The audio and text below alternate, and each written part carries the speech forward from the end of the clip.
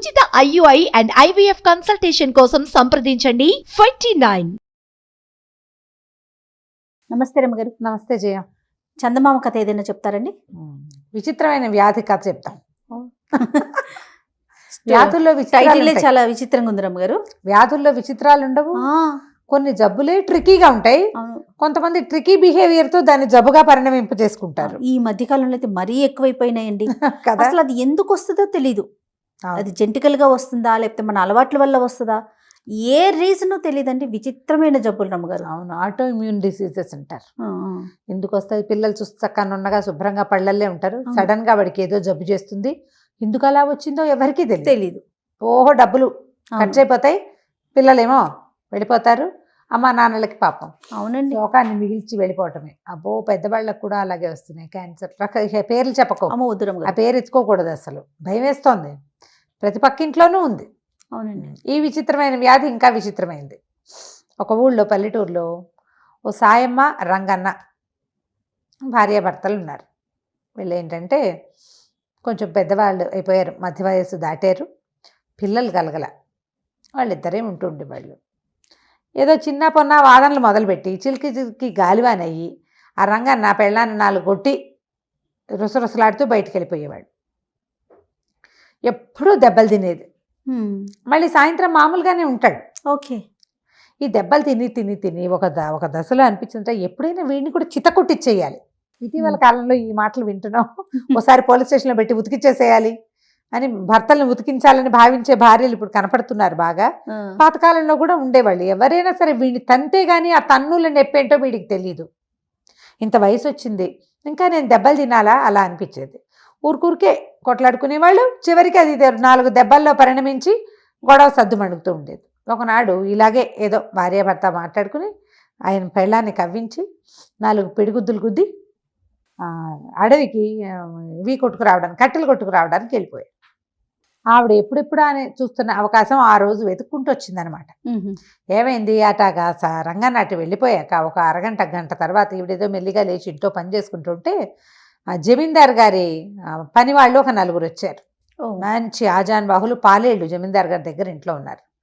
వీళ్ళ వాకిలు ఎలా ఉందంటే వీళ్ళ ఊళ్ళోకి ఎంటర్ అవుతూ ఉండగా ఉన్న మొదటి గుమ్మాలలో వీళ్ళదొకటి.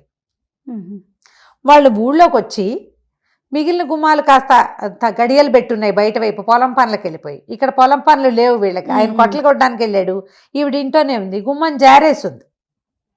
దాంతో తలుపు కొట్టారు. కొట్టి ఈ ఊళ్ళో ఎవరైనా చిట్కా వైద్యులు ఉన్నారా అని అడగడానికి వచ్చారు. ఏమిటంటే జమీందార్ గారి అమ్మాయికి ఏదో విచిత్రమైన వ్యాధి వచ్చింది.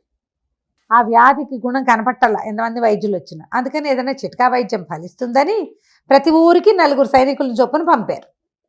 ఒక 4 ఆజాను బాహువులు, మంచి పుస్తీలు గిస్తీలు, బ్రహ్మాండంగా మీసాలు, వాళ్ళు దుడ్డుకర్రలు, మనుషులు జమాజట్టిల్లాగా ఉన్న వాళ్ళని చూసేసరికల్లా ఈవిడికి ఉత్సాహం వచ్చింది. లేకేం బాబు, చక్కగా వెతుక్కుంటూ మా ఇంటికి వచ్చారు. మా ఆయనే బ్రహ్మాండ వైద్యుడు, మామూలు వైద్యుడు కాదు, ఘనాపాటి అనుకోండి. అసలు మొన్న మీరు నమ్మరు, మా పూజారి గవరయ్య గారి అబ్బాయి గుడిగోపురం నుంచి పడ్డాడు, కాలు మెలికబడిపోయి బిడ్డ నేల గరుచుకుపోయాడు. మా ఆయన ఏదో ఇంత తైలం ఎక్కడి నుంచి తెచ్చాడో పట్టించి రుద్దితే పిల్లాడు చూస్తూ ఉండగా కోతి పిల్లలే ఒక్క ఎగిరి లంఘించి ఎక్కేశాడు గోపురానికి మళ్ళీను. అట్లాంటి వాడు. అసలు చిట్కా వైద్యం అంటే మా ఆయన తర్వాతే ఇంకెవరైనా వీళ్ళ దగ్గర దొరికించడానికి చేసిందనమాట. వాళ్ళు ఏమన్నారు, ఏడమ్మా ఎక్కడున్నాడు అనేసరికల్లా కట్టెలు కొట్టుకు రావడానికి వెళ్ళాడు బాబు అని అన్నాక నాలిక కొరుక్కుంది. వైద్యుడు అని చెప్తూ ఏమని చెప్పాలి, మందులు మూలికలకు అని చెప్పాలి. చెప్పేసింది కదా. చెప్పేయంగానే వాళ్ళు అన్నారు, అదేంటమ్మా అంత ఘన వైద్యుడు అంటివి, ఆయన అటైట వెళ్ళాడు, కట్టెలు కొట్టడానికి ఇంకెవరు లేరా ఏమిటమ్మా అంటే, అదేనండి మా ఆయన వింత, మా ఆయన భలే విచిత్రంగా ప్రవర్తిస్తాడు, అచ్చు కాపల్లే ప్రవర్తిస్తాడు, తల గుడ్డ కట్టుకుంటాడు, పంచె ఎగ్గడతాడు, పొలం కాపులు ఎట్లా పనిచేస్తారో అట్లా చేస్తాడు. అసలు ఒక్కొక్కళ్ళకైతే మాటామంతి లేకుండా వెళ్ళిపోతాడు. ఆయన కొంచెం కోపిష్టివాడు కదా, ఎవరైనా కనపడితే మొహం మార్చుకుంటాడు, కోపిష్టివాడిగా ఉంటాడు. దానికి తోడేమో ఈ మందులు మాకులు ఇవ్వకుండా కూడా వెళ్ళిపోతుంటాడు. వైద్యం చేయించుకున్న వాళ్ళతో కూడా మాట్లాడు. ఇవాళ రేపు పెద్ద వయసు వచ్చేసరికల్లా అట్లాంటి లక్షణం వచ్చింది. కానీ వైద్యం మాత్రం ప్రచండంగా అఖండంగా చేస్తాడని బాగా ఎక్కించింది. వీళ్ళు అన్నారు, సరేలేమో ఏ పక్కకి వెళ్ళాడు చెప్పు, మేము పోయి వెతుక్కొస్తాం. మనిషి ఎంతవాడు ఏంటంటే 50 దాటిన వాడు, ఓ ఇట్టా ఉంటాడని, ఓ పంచె కట్టుకుని ఉంటాడు, కట్టెలు కొడుతుంటాడు, వెళ్ళండి. వీళ్ళేమో ఆయన వెతుక్కుంటూ పోయారు. వెతుక్కుంటూ పోతే ఈయన పొద్దున మంచి ఉద్రేకంలో ఈవిని కొట్టాడు కదా, ఆ స్పీడులో బోల్డ్ అని వల్లమాలనన్ని కట్టెలు కొట్టేశాడు. ఓహో. అవి కర్రతో ఒక తాడుతోటి మూడేయటానికి ప్రయత్నం చేస్తుండగా ఈ నలుగురు ఆజానుబాహులుగా ఉన్న పని వాళ్ళు చేరారు. అయ్యా మీరేనండి రంగన్న గారు, ఫలానా సాయమ్మ గారి మొగుడు, ఫలానా ఇంటి వాళ్ళు మీరేనా అన్నారు. నేను అవునో కాదో చెప్పాలంటే ముందు మీకు ఏం పని మీద వచ్చారో మీరు చెప్పండి అంటే, మీ దగ్గర వైద్యం చేయించుకోవడానికి వచ్చామండి అన్నాడు. వైద్యుడిని అయితే నేను కాదు, సాయమ్మ మొగుడిని అయితే నేనేనన్నాడు. అనేసరికల్లా ఆవిడ ముందే ఇచ్చిందిగా హింటు, నేను వైద్యుడిని కానంటాడని. వైద్యం చేయనంటాడు కానీ చేస్తాడు అని. బాబు అట్లా కాదండి, జమీందార్ గారు అమ్మాయికి చాలా జబ్బు చేసింది, మీరు వచ్చి మీ చిట్కా వైద్యంతో పిల్లని రక్షించాలి, జమీందార్ గారు చాలా కష్టపడుతున్నాడు, బోళ్ళంత డబ్బిస్తారు, ఎంతమందో వైద్యులను చూసాం, పిల్లకి గుణం కనపడలేదు అనేసరికల్లా ఈయన ఏమనుకున్నాడు, సరే ఫోన్లే అదేంటో వెళ్ళి చూసొస్తే సరిపోతుంది కదా, ఏమైతే అదైందని మరి మోపు ఎత్తుకోండి అంటే వాళ్ళు నలుగురు చిన్న చిన్న మోపులు చేసి తలా ఒక మోపు ఎత్తుకొచ్చారు. 4 మోపులు ఇంటి దగ్గర పారేసి ఆ నలుగురు పెద్ద మనుషులతో కలిసి ఈ సాయి రంగన్న గారు పోయాడు. వెళ్ళేసరికల్లా జమీందార్ గారు చేతులు నలుపుకుంటూ తిరుగుతున్నాడు అటు ఇటు.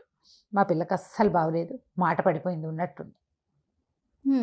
ఎంత వైద్యం చేసినా మాటే రాలా, పిల్లకి మిడిగుడ్లు పడ్డాయి, అట్లా చూస్తూ ఉంటుంది, నోటి నుంచి మాట రావట్లేదు, మీరే ఏదైనా చెయ్యాలన్నాడు. ఈయన ఏం చేశాడు, కాస్త ఆలోచించి శరీర తాలూకు నిర్మాణము, ఆ జబ్బులు, వాటిని గురించి ఒక స్పీచ్ ఇచ్చాడు గంభీరంగా ఇస్తే ఈయన ఆశ్చర్యపోయాడు.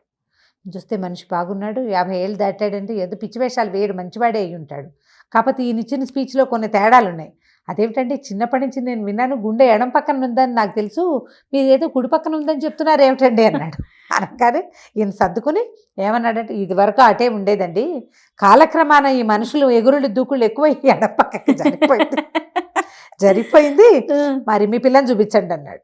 ఆ పిల్లని చూపించేసరికల్లా లోపలికి వెళ్తే ఆ పిల్ల చక్కగా అందంగా చిలకలాగా ఉంది, అదే పనిగా చూస్తుంటే ఏం చెప్పినా ఏమిటి అదేం మాట్లాడదే, నవ్విచ్చినా నవ్వు మాటలు మాట్లాడినా మాట్లాడటల్లా. ఈయన అన్నాడు, ఓ పని చేయండి, మరి వైద్యం సంగతి నేను చూస్తాలేండి, చక్కగా అన్నం ఉండలు చేసి మజ్జిగలో ముంచి తినిపించండి, అన్నపు ఉండలు మజ్జిగలో ముంచి తినిపించండి, చిలకలకు పెట్టే ఆహారం అదే, చిలకలకు కనుక అట్టాటి తిండి పెడితే శుభ్రంగా మింగేసి చక్కగా మాట్లాడి చిలకలాగా మాట్లాడుతుంది మీ అమ్మాయి కూడా, మజ్జిగానం పెట్టండి, అదే వైద్యం అన్నాడు.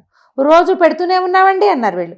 మీరు ఎట్టా పెడుతున్నారు అంటే, ఏముంది అన్నం పిసికేసి మజ్జిగ పోసి పలచగా చేసి పెడుతున్నాం. కాదు, నేనేం చెప్పాను, అన్నం ఉండలు చేసి మజ్జిగలో ముంచి పెట్టమన్నాను, ఇలా పెట్టండి గుణం కనపడుతుంది, వెళ్ళొస్తానన్నాడు. రాజుగారికి ఈయన పర్సనాలిటీ మీద, ఈయన మాట్లాడిన మాట మీద, ఈయన కంటి మీద గురి బాగా కుదిరింది. చాలా సంతోషించి ఓ 1000 వరహాలు చేతిలో పెట్టాడు. మీరు చెప్పినట్టే చేస్తాం, కాస్త అప్పుడప్పుడు వచ్చి అమ్మాయిని చూస్తూ ఉండండి గుణం కనపడేదాకా. ఈయన ఇంటికి వెళ్ళి పెళ్ళానికి చెప్పాడు, వాళ్ళు ధనం ఇస్తామన్నారు, ఏవో 1000 వరహాలు ఇచ్చారు, ఇంకా ఇస్తారట అంటే ఆశ్చర్యపోయింది. ఇదేం వైద్యం, నువ్వేం చెప్పావు అంటే ఏదో చెప్పానన్నాడు. మందేం వేసొచ్చావు, మందేం వేయలా, మజ్జిగ అన్నం ఉండలు చేసి మజ్జిగలో ముంచి పెట్టమన్నానంటే నవ్వుకున్నారు ఇద్దరు. ఇంతలో ఏమిదో కుర్రాడు వచ్చి మీరేనా డాక్టర్, మా జమీందార్ గారికి వెళ్ళిన డాక్టరు అన్నాడు. అవును, నేనే జమీందార్ దగ్గరికి వెళ్ళాను, పిల్లకి మాట మంతి లేదు, చక్కగా ఉంది, చూపులకి చిలకలాగా, మాటల చిలకతనం లేదు దానికి అన్నాడు. అనేసరికల్లా కుర్రాడు అన్నాడు, మీ వల్ల ఏం కాదండి, మీరు ఏ మంది వేసినా ఆ అమ్మాయి మాట్లాడదు, ఎందుకంటే అమ్మాయి నేను ప్రేమించుకున్నాం, వాళ్ళ నాన్న ఇంకో పెళ్లి కుదిర్చాడు. జమీందార్ గారి బాధ ఏమిటి, పెళ్లి కుదిర్చాము, పిల్లకి మాట పడిపోయింది, పెళ్లి నాటికి మాటలు రావాలి అని చెప్పాడు ఈయనకి. ఈ రంగన్నకి చెప్పాడు ఆ మాట.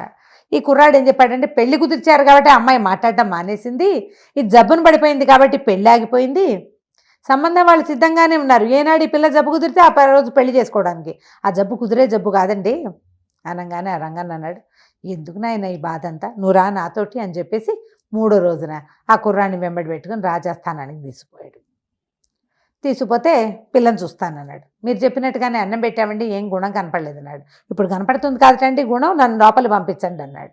ఈ అబ్బాయి ఎవరండి అంటే మావాడే శిష్యుడని ఆ శిష్యుని వెంట తీసుకుపోయాడు లోపలికి. ఆ అబ్బాయిని చూడగానే పిల్లకి కిలకిల మాట్లాడటం మొదలుపెట్టి వాళ్ళ నాన్న లోపలికి వచ్చాడు. నువ్వు తెచ్చిన సంబంధం చచ్చిన చేసుకోని తెలుసా నీకు అంది. అనేసరికి రాజు కొళ్ళు మండిపోయింది. చిచ్చి పాడపిల్ల పిచ్చివాగుడు బాగుతుంది, ఏదైనా మందేసి దీన్ని నోరు పడిపోయేలాగా చేయమన్నాడు. అనేసరికి రంగన్న అన్నాడు, బాబు ఎందుకండి ఈ పిల్లకి మాట పడిపోయిందే దీనివల్ల. ఒకవేళ ఇది వద్దంటే అమ్మాయి ఆ పెళ్ళే చేసుకోదు, నీ పరువు పోతుంది. మాట తెప్పించిన వాడికి ఏది కావాలంటే అది ఇస్తానన్నారు కదా, వీడే మాట తెప్పించిన వాడు, వాడికి ఇచ్చి పెళ్లి చేయండి, బాగుంది కదా. రాజుగారికి ఏం చేయాలో తెలియలే. పిల్ల నువ్వు నువ్వు చచ్చిన పెళ్లి నేను చేసుకోనంది. ఇక జమీందార్ గారు ఏం చేస్తాడు, ఈ లోపల దాసీలు వాళ్ళు వీళ్ళు వచ్చేసి చూసేశారు. ఈ కుర్రాడు ఎవరో వచ్చాడు, వాడిని చూడగానే పిల్ల చిలకలాగా మాట్లాడుతోంది. ప్రచారం అయిపోయిందా, ఈ మాట ఇప్పటికి పోదు కదా. సరే ఆయన ఏమనుకున్నాడు, అలా కానివ్వండి, సరే ఈ కుర్రాడి వల్ల మాట వచ్చింది కాబట్టి కుర్రాడికి ఇచ్చి పెళ్లి చేస్తున్నామని ప్రచారం చేయడానికి నిశ్చయించుకుని ఈ రంగన్న గారికి 10,000 వరహాలు బహుకరించి బట్టలు పెట్టి, బాబు సంతోషంగా ఉండండి, మీ వల్లే మా పిల్లకి గుణం కుదిరింది, లేకపోతే ఇది తెలిసేదే కాదు. సరే ఆయన ఇంటికి వెళ్ళిపోయాడు, పెళ్ళాన్ని చూపించాడు, చూడవే ఎంత డబ్బులు వచ్చినాయని. ఆవిడ ఏమందంటే, నువ్వు నన్ను కొట్టడం వల్ల నిన్ను తన్నించడానికి నేను ఏర్పాటు చేశాను, చివరికి ఇది డబ్బు సంపాదన మార్గంగా వచ్చింది, అమ్మాయి గారి విచిత్రమైన వ్యాధి మనకి ఇది వచ్చింది, నువ్వు నీ వ్యాధి కూడా తగ్గించుకో. ఇదివరకు సంపాదన లేక పని లేక కొట్టేవాడివి, ఇంత డబ్బులు వచ్చినాయి, చక్కగా 4 గొడ్డు గోదా పెట్టుకుని కాస్త ఇల్లు వాకిలి ఏర్పరచుకుంటే ఆ పని ఉంటుంది కదా. అవును, ఖాళీగా ఉండకపోవడంతో ఇంకా ఆయన ఎప్పుడూ కొట్టలేదట. వాళ్ళిద్దరూ హాయిగా ఉన్నారు. కథ కంచుకి మనం ఇంటికి. చాలా బాగుందండి. నమస్తే. నమస్తే.